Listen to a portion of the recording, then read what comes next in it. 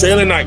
Jalen Knight. Yeah, those two are for real. They're doing really well, man, and they're hitting holes and playing hard, and that's what I like to see. Corey Flagg Jr., a linebacker who I thought was an instant redshirt candidate and wasn't going to see any play time from him for years. He comes in and looks like he could be starting right now, honestly, if seniority wasn't a thing at Miami, which it is. Harrison Hunt's doing well. Like the two players I called out is my guys, Nasty Nesta, Light Skin Warrior Bubba Bolden, and Noodles, Mark Pope, wide receiver.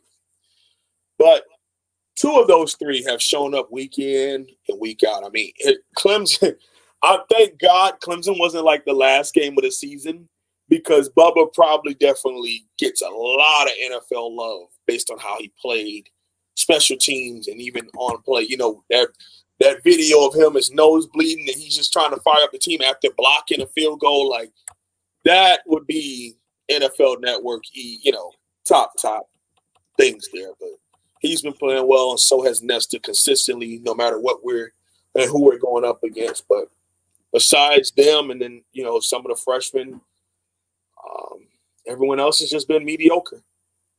We've got an interesting topic, wholesome one brought up here by Will Sky. Will, we appreciate the second contribution there. Thank you so much for that. Will's not seeing the strength and conditioning results that everyone's raving about. I think the reason why he can say that is because we look so drained this past weekend. And, I mean, you got humidity mixed with that rain, mixed with a lot of depth. I mean, a lot of depth was gone, Mark.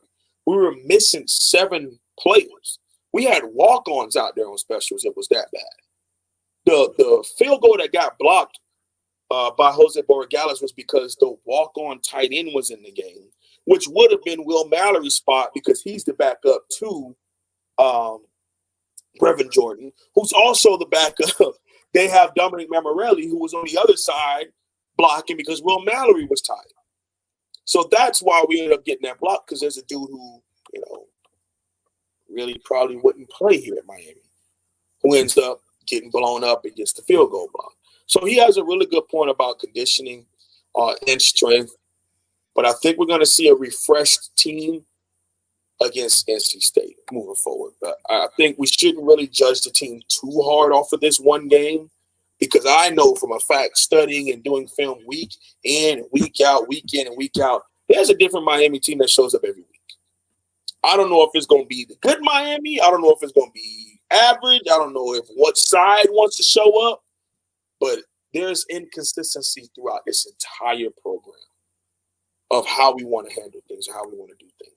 So I definitely can see where he get that sentiment from. So considering everyone that Miami's beaten is in that same general place in regards to their quality of play, Florida State would be at the bottom end, and we saw them just get obliterated by Louisville. That was, you talk about an embarrassment. Oh my word! Keep taking your jabs at that program. An embarrassment. Ooh, praise God. First of all, the game wasn't on TV where I'm at, and I can watch like 24 games at the same time, but I couldn't find it anywhere because it wasn't worthy of any kind of.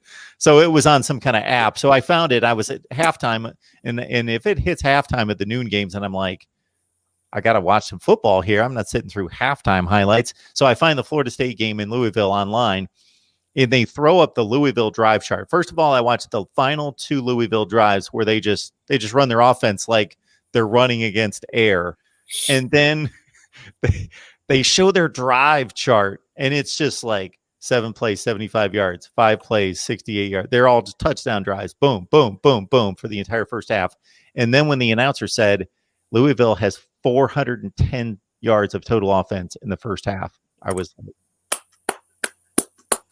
unbelievable. So we'll set you up on this one. I don't know if you can see the screen and Reggie's comment and question right there. So let's understand, as I see 3 different people who have said Miami would kill Georgia. So let's understand it. There's no question that Georgia's a better football team than Miami. It's just not even debatable. Now, could Miami win a single game against Georgia? Yes. South Carolina beat Georgia last year. It could happen. Yes, they've got enough athletes, and it's not a most of college football could win against each other depending on the matchup in a given game, unless you're talking about UTEP could never in the world beat Alabama. But, within a certain segment of the certain bracket, yeah. Yes, that contains probably like 50 teams on a given day. Yes. But generally, Georgia's not losing to Miami. It's just not going to happen at this point.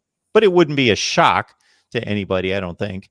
But Georgia's a substantially better team that would win 8 or 9 times out of 10. All right. Reggie says, Wholesome, have football players become so scripted or robotic that they're unable to adjust or apply their reads or keys on the fly? Coaches are doing the pre-snap thinking for them. On Miami, yes.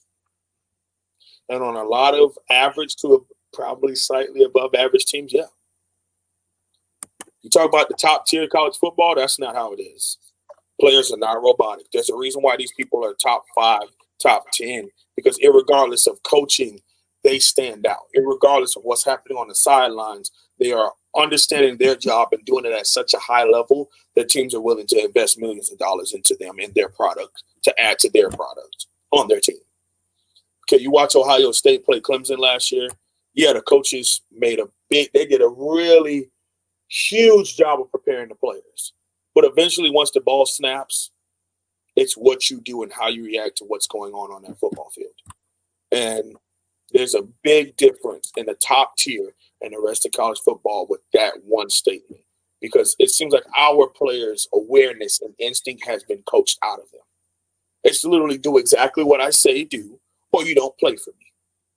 Or if you're actually better than the guy who does exactly what I say do, I won't play you. I'm going to play that guy.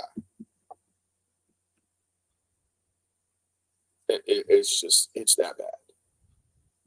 It's that bad. But the teams have, the fans and such have created such noise that now we're starting to see some of the better players on the field. I wonder why. Because he gets called out about seniority, and now seniority's starting to be pulled out of the program. But when no one said anything about it, the only people that got to contribute were the older players, whether they were good or bad. And that's just not fair. If you're the best player, you play the best player. Don't play your favorite player. Don't play who knows your system through and through.